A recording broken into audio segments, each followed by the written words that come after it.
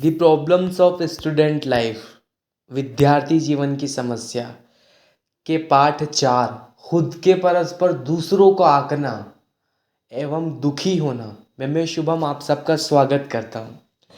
पिछले अध्याय में हम सब ने इस समस्या के बारे में काफ़ी गहराई से बात की है कि विषय को समझ ना पाना और हमें किस प्रकार इस समस्या से छुटकारा पाना है। पिछले अध्याय के अंदर मैंने जो आपसे बार बार ये कहा था कि आप असीमित है, आपकी ताकत अनंत है, इसमें कोई शक नहीं कि ये सत्य भी है। पर इस प्रकार हमें एक और समस्या आती है कि हम अपने सामर्थ्य को किसी और के सामर्थ्य के साथ तोलने लगते हैं और फिर अगर उनसे खुद को बेहतर पा लेते हैं, उनसे जीत जाते हैं तो खुद को महान जानने लगते हैं, और यदि अगर उनसे हार जाते हैं तो खुद को कमज़ोर मान लेते हैं। अब इस अध्याय में हम इसी समस्या के ऊपर बात करेंगे कि हमें खुद को दूसरों से तोलना चाहिए या नहीं, या अगर चाहिए ऐसी कौन सी परिस्थिति है जब हमें खुद को दूसरों के अनुरूप तोलना चाहिए।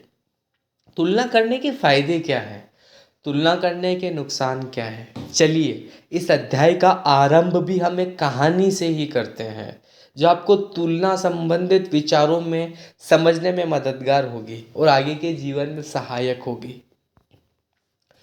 आज के दिन सभी विद्यार्थियों को, शिक्षकों को एवं अभिभावकों को आदि को बहुत इंतज़ार था।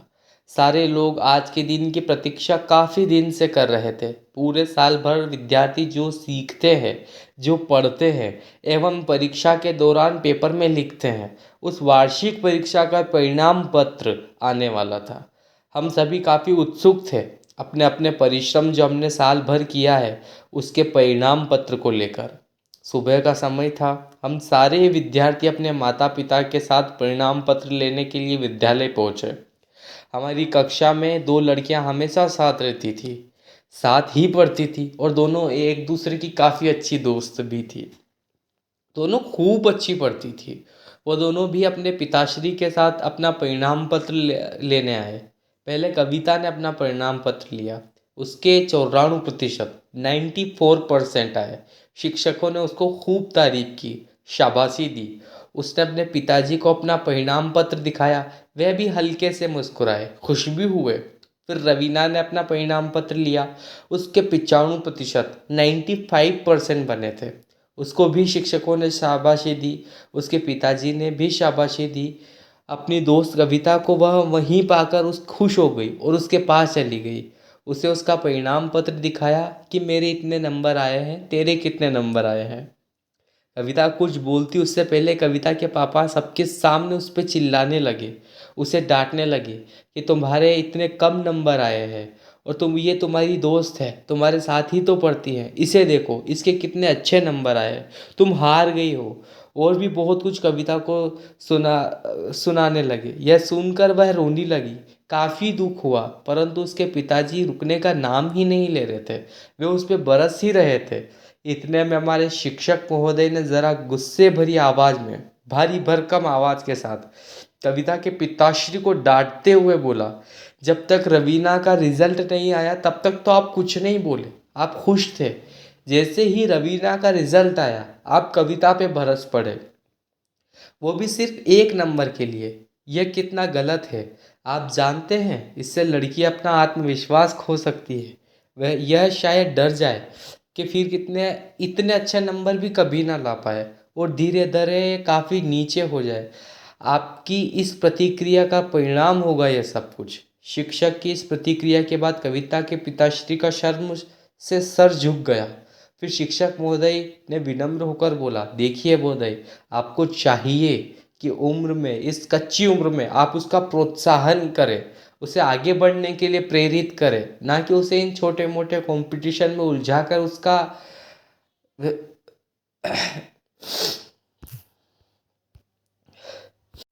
आत्मविश्वास गिरा दे, उसको नीचा साबित कर दे। आपको चाहिए कि आप उसको आगे बढ़ने के लिए प्रेरित करें, उसको प्रोत्साहित करें ताकि वह ना हार जाए, ना डरे। कविता के पिताश्री को महोदय की बात समझ आ गई थी।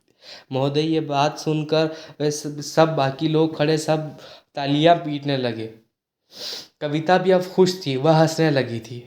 आप अपने आप की तुलना दूसरों से कर कर सामान्यतः यह समस्या अपने आसपास हर क्षेत्र में देखने को मिल जाती है कि हम अपने आप को किसी और की ताकत के सामर्थ्य के अनुसार अपने अनुरूप तोलते हैं, और जब हो पाते हैं उनके बराबर तो खुश हो जाते हैं, और नहीं हो पाते हैं तो व्यर्थ में दुखी होते हैं, व्यर्थ में निराश हो जाते हैं।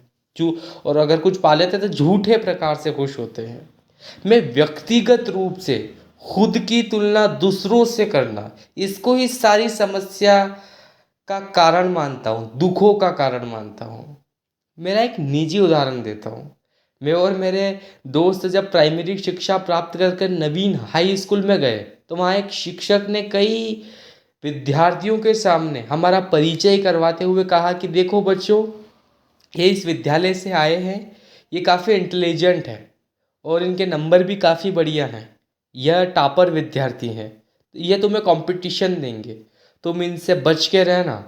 अगर ये कहकर महोदय ने हमें बैठने के लिए कह दिया, हम सब बैठ गए, परंतु उनके इस प्रकार के परिचय के कारण जो प्रभाव हुआ वह आप देखिए। उनमें से कुछ विद्यार्थियों ने हमें उनके कंपटीशन ही समझा। हमें साथ पढ़ते हुए 2 साल हो गए थे, मगर फिर भी वे हमारे कभी दोस्त बन ही नहीं पाए। वे हमें एक as a competition, as a competitor ही ले सके। इसका नुकसान क्या है? इसका नुकसान ये हुआ कि ना तो वो हमसे कुछ सीख पाए हैं, ना हम उनसे कुछ सीख पाए हैं। हम दोनों एक दूसरे के लिए अनजान ही बन के रह गए। हम सहपाठी कम कॉम्पिटिटर ज़्यादा बने रहे। इसके विपरीत तो विद्यार्थी जिन्होंने हमें नया दोस्त, हमें सहपाठी के रूप में स्वीकारा, हम सब एक दूसरे के काफ़ी अच्छे मित्र बन गए, और 2 साल में हमने काफ़ी कुछ उनसे सीखा और उन्होंने काफ़ी कुछ हमसे सीखा। दरअसल ये अवगुण हम में अपने आसपास वाले लोगों के कारण ही हमारे अंदर आता है।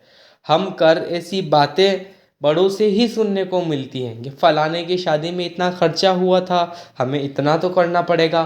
फलाने ने अपने रिश्तेदारों के लिए किया था, हमें इतना करना ही पड़ेगा। फलाने की गाड़ी इतनी अच्छी है, हमें भी ऐसी गाड़ी लेनी चाहिए। देखो उसका घर कितना सुंदर है, हमें भी ऐसा घर सुंदर बनाना है। यहीं से हम खुद के सामर्थ्य के अनुरूप दूसरों को तोड़ने लगते हैं और दुखी होना चालू कर देते हैं, निराश होना चालू कर देते हैं। इन विचारों के आने से हमारे अंदर न केवल ईर्ष्या की भावना आती है, बल्कि हमारा सामर्थ्य, शक्ति खुल जाती है और लोगों के देखकर चलने लगते हैं। जब वैसी गाड़ी हम ले आते हैं तो खुश हो जाते हैं, और नहीं ला पाते तो फिर दुखी हो जाते हैं, खुद को दोष देने लगते हैं, खुद को कमज़ोर मानने लगते हैं। देखिए इसके भी दो पहलू हैं, दोनों को गहराई से समझ लें।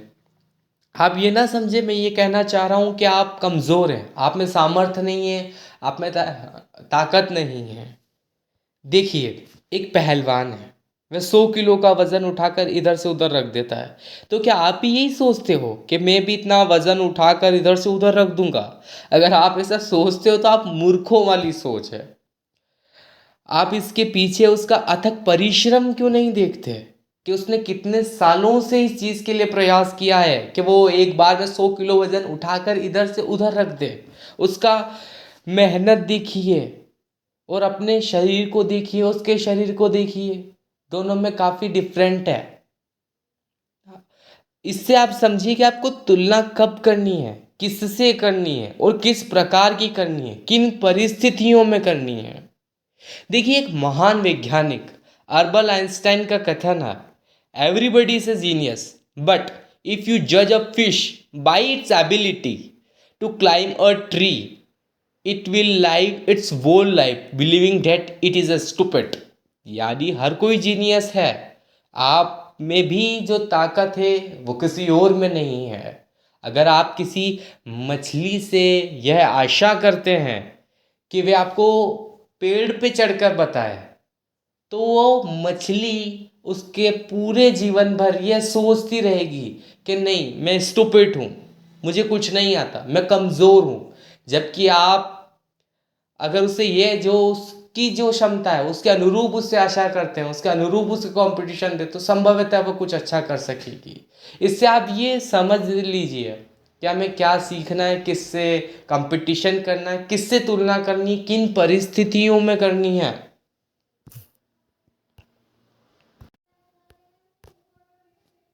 खुद की तुलना दूसरों से करें जब आप दोनों ने अलग रास्ते अपनाए हों। दोनों को भय था कि आप ये रास्ता अपना रहे हैं, आप इसमें सफल होंगे या असफल होंगे, आपकी हार हो जाएगी या आपकी जीत हो जाएगी। आप दो व्यक्ति थे, आप दोनों ने अलग अलग रास्ते चुने और उस उम्र में, जिस उम्र में चुने, अब इस उम्र में आके देखिए कि आपने क्या पाया है। इतने वर्षों में आपने अर्जित क्या किया है।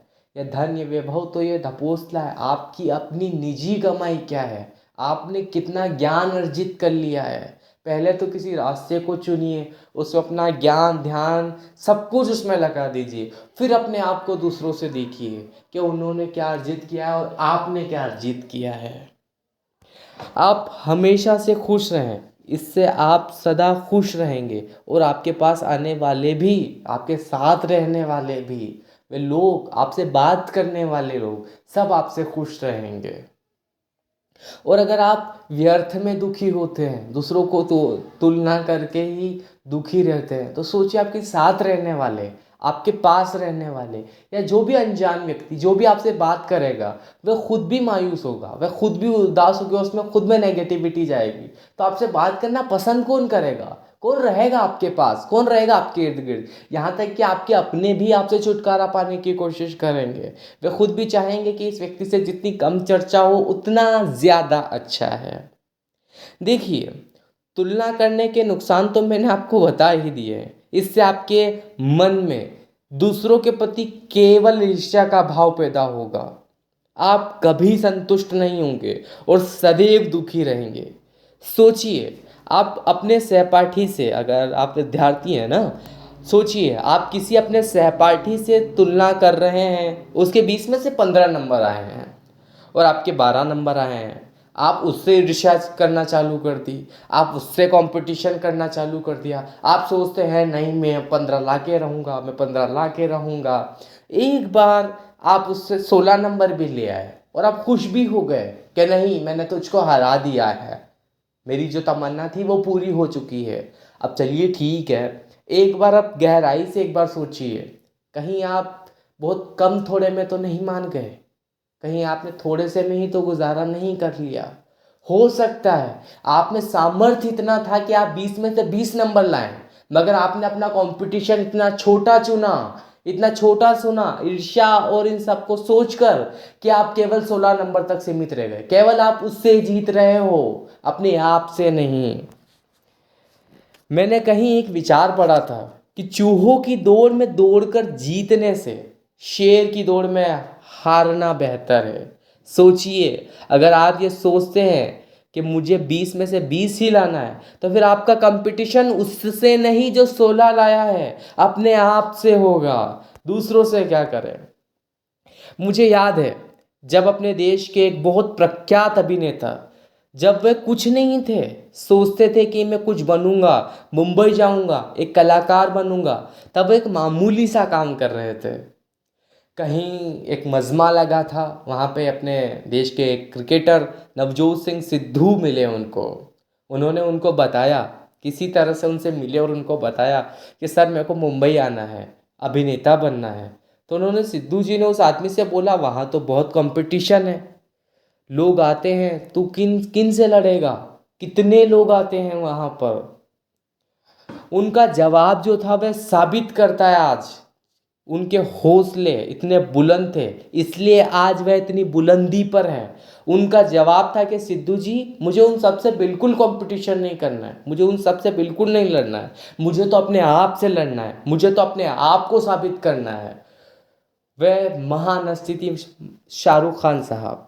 उम्मीद है आप इसे समझे होंगे, जो मैं आपको बताना चाह रहा हूँ, जो आपको मैं समझाना चाह रहा हूँ और जो मैंने इस अध्याय के कहानियों के माध्यम से, अपने अनुभव के माध्यम से आपको बताने की कोशिश की है। आप इस समस्या को समझे होंगे और इसका छुटकारा, इससे बहुत जल्दी छुटकारा प्राप्त करेंगे और इस समस्या को भी निपटा देंगे। और हम बहुत जल्दी अगले अध्याय में फिर से मिलते हैं। बहुत बहुत धन्यवाद। Thank you.